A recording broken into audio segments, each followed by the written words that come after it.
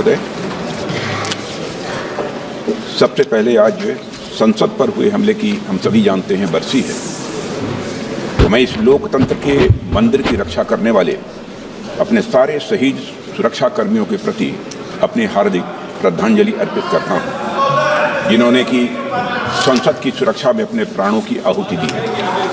अध्यक्ष महोदय, सबसे पहले मैं आपको धन्यवाद भी देना चाहता हूँ कि आपने मुझे इस सदन में भारतीय संविधान के 75 वर्ष की यात्रा पूरी होने पर आयोजित इस चर्चा में भाग लेने का अवसर दिया है।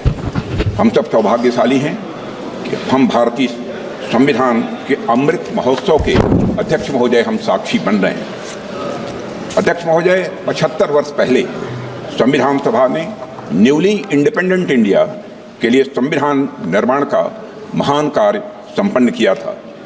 लगभग 3 वर्षों के रिगरस डिबेट एंड डेलिब्रेशन के परिणाम स्वरूप हमें हमारा संविधान मिला है। अध्यक्ष महोदय, संविधान सभा ने जो संविधान तैयार किया था वह केवल एक कानूनी दस्तावेज नहीं था, बल्कि जन आकांक्षाओं का वह प्रतिबिंब था और उन्हें पूरा करने का वह माध्यम भी था। It was an expression of the general will of the people. कई सदियों के बाद एक बार फिर से अध्यक्ष महोदय, भारत की तकदीर भारत के लोगों के हाथों में थी। स्वराज का जो सपना भारत के स्वतंत्रता सेनानियों और आम भारतीयों ने देखा था वह पूरा हो चुका था। अध्यक्ष महोदय, हम भारत के लोगों ने 26 नवंबर 1949 के दिन संविधान को अपनाया था, अधिनियमित किया था और उसे राष्ट्र को समर्पित किया था। यह वह दिन था जब भारत के लोग प्रजा से नागरिक बने थे अध्यक्ष महोदय, और ऐसे नागरिक जिनके अपने मौलिक अधिकार थे और उनके पास एक भारतीय नागरिक होने का गौरव भी था। ऐसे नागरिक जो अपनी सरकार को चुन सकते थे और चुन ही नहीं सकते थे अध्यक्ष महोदय, सरकारों को बदल सकते थे। अब देश में राजा रानी का शासन नहीं था, राजतंत्र नहीं था और न तो ब्रिटिश तंत्र था, बल्कि जनता का शासन था और लोकतंत्र था। अध्यक्ष महोदय, मैं अपनी बात को आगे बढ़ाने से पहले संविधान को अंगीकार करने के 75 वर्ष पूरे होने के उपलक्ष्य में इस सदन और समस्त देशवासियों को हार्दिक बधाई देता हूँ। अध्यक्ष महोदय, साथ ही भारत की आज़ादी और भारत के संविधान के निर्माण से जुड़े सभी महानुभावों के प्रति कृतज्ञता भी व्यक्त करता हूँ और उन सभी को शीश झुकाकर नमन करता हूँ। अध्यक्ष महोदय, हमारा संविधान सार्वभौम है, हमारा संविधान सर्वसक्षम है। हमारे संविधान की सार्वभौमिकता और सर्वसक्षमता का अंदाजा इसी बात से लगाया जा सकता है कि जहाँ एक ओर हमारा संविधान स्टेट यानी राज्य की जिम्मेदारियों को विस्तृत रूप से सूचीबद्ध करता है, वहीं नागरिकों को उनके संवैधानिक और मौलिक अधिकार भी प्रदान करता है। अगर एक लाइन में मुझे कहना हो तो मैं कह सकता हूँ कि हमारा संविधान सामाजिक, आर्थिक, राजनैतिक और सांस्कृतिक जीवन के सभी पहलुओं को छूते हुए राष्ट्र निर्माण का यह मार्ग प्रशस्त करता है। अध्यक्ष महोदय, साथ ही लोगों के लिए मॉरल ट्रेजेक्ट्री यानी नैतिक मार्ग भी बनाता है। इसी प्रकार हमारा संविधान जहां एक ओर कोऑपरेटिव फेडरलिज्म सुनिश्चित करता है, वहीं राष्ट्र की एकता को सुनिश्चित करने पर भी बल देता है। हमारा संविधान लेजिस्लेचर, एग्जीक्यूटिव और जुडिशरी को नागरिकों के हितों के लिए मिलजुल कर काम करने की शक्ति भी प्रदान करता है। साथ ही चेक्स एंड बैलेंसेस का भी सिस्टम यह संविधान प्रदान करता है, जिसे सभी संस्थाएं अपने संवैधानिक दायरे में रहकर वह काम कर सकें। अध्यक्ष महोदय, भारत का संविधान सिर्फ एक शासन प्रणाली स्थापित करने का ही कार्य नहीं करता है, बल्कि भारत के गौरव को पुनर्स्थापित करने का यह एक रोड मैप है। अध्यक्ष महोदय, और साथ ही यह भारत को विश्व पटल पर सही स्थान दिलाने का रोड मैप है। भारत को पुनः एक आदर्श राष्ट्र बनाने का भी अध्यक्ष महोदय रोड मैप है, और यह रोड मैप है विकास का, रोड मैप है समता का, रोड मैप है न्याय का, रोड मैप है स्वतंत्रता का, बंधुता का, राष्ट्र की एकता और अखंडता को अक्षुण्ण रखने का। यह रोड मैप है नागरिकों की गरिमा सुनिश्चित करने का। अध्यक्ष महोदय, कुछ लोगों द्वारा हमारे संविधान को कॉलोनियल रूल यानी उपनिवेशवाद का उपहार मान लिया जाता है, या अक्सर हमारे संविधान को पश्चिमी देशों के संविधान से ली गई अच्छी बातों का एक संकलन मात्र मान लिया जाता है। अध्यक्ष महोदय, पिछले कुछ वर्षों में देश में एक ऐसा माहौल बनाने का प्रयास किया गया है कि संविधान एक पार्टी की विशेष देन है। इन सभी बातों में डेप्थ एंड ब्रेथ मैं मानता हूं कि दोनों की कमी है। अध्यक्ष महोदय, संविधान निर्माण में बहुत से लोगों की भूमिका को जानबूझकर नकार दिया गया है, जबकि सच्चाई यह है कि हमारा संविधान हमारी सिविलाइजेशनल वैल्यूज यानी सभ्यता एवं सांस्कृतिक मूल्यों का एक एक्सप्रेशन है। अध्यक्ष महोदय, हमारा संविधान स्वाधीनता संग्राम के हवन कुंड से निकला हुआ यह अमृत है। हमारा संविधान स्वतंत्रता सेनानियों के त्याग से सिंचित यह हमारा स्वाभिमान है। यह एक सीरीज ऑफ हिस्टोरिकल इवेंट्स का आउटकम है। स्वतंत्र भारत का संविधान कैसा होगा, इस बात पर स्वतंत्रता संग्राम के दौरान कई संस्थाओं और विभूतियों ने अपने विचार प्रस्तुत किए थे, जिनमें से बहुत से लोग संविधान सभा के सदस्य नहीं थे, लेकिन उनके विचारों ने भारत के संविधान के निर्माण में बहुत ही महत्वपूर्ण भूमिका निभाई है और बहुत बड़ा उनका योगदान है। हमें याद रखना चाहिए कि पंडित मदन मोहन मालवीय, लाला लाजपत राय, सरदार भगत सिंह, वीर सावरकर और ऐसे कई महापुरुषों के विचारों ने हमारे संविधान की भावना को मजबूत और समृद्ध किया है। अध्यक्ष महोदय,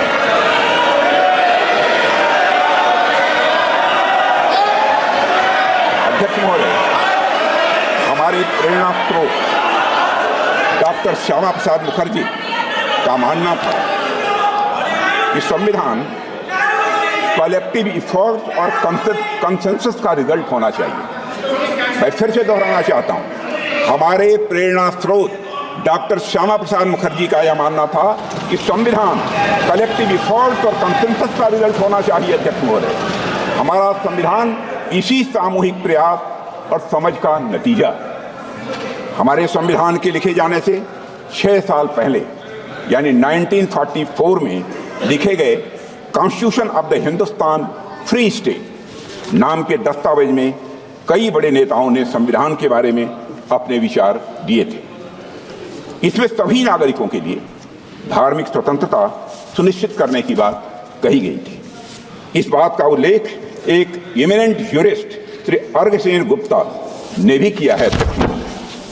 अध्यक्ष महोदय, उस दस्तावेज में प्रत्येक नागरिक को अपनी संस्कृति और भाषा की रक्षा करने का भी अधिकार दिया गया था।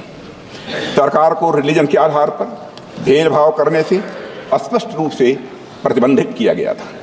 सार्वजनिक अनुदान प्राप्त करने वाले स्कूलों को रिलीजियस एजुकेशन देने की मनाही थी और यह भी स्पष्ट किया गया था कि स्टेट का कोई रिलीजन नहीं होगा, यानी वह सेकुलर होगा। और यह बात वे लोग कह रहे थे जिन्हें हमारे सामने बैठे कुछ लोगों के दल कांग्रेस के लोग कम्युनल कहा करते थे। यह बात उन लोगों ने कही थी। अध्यक्ष महोदय, constitution of the Hindustan free state से डॉक्टर श्यामा प्रसाद मुखर्जी बेहद प्रभावित थे। और अगर हम संविधान सभा की बहस को ध्यान से पढ़ें तो पता चलता है कि उन्होंने राष्ट्रीय एकता के लिए और अलगाववादी प्रवृत्तियों पर अंकुश लगाने के लिए एक मजबूत संघ यानी स्ट्रांग यूनियन की आवश्यकता पर विशेष बल दिया था और स्वतंत्रता और समानता के सिद्धांतों पर आधारित एक गणतांत्रिक संविधान की डॉक्टर श्यामा प्रसाद मुखर्जी ने वकालत भी की थी। हमारे वर्तमान संविधान में भी इन्हीं मूल्यों को अध्यक्ष महोदय प्राथमिकता दी गई है, मगर इस बात का कहीं उल्लेख नहीं मिलता है। एक पार्टी विशेष द्वारा संविधान निर्माण के कार्य को हाईजैक और एप्रोप्रिएट करने की कोशिश हमेशा से की गई है। अध्यक्ष महोदय, भारत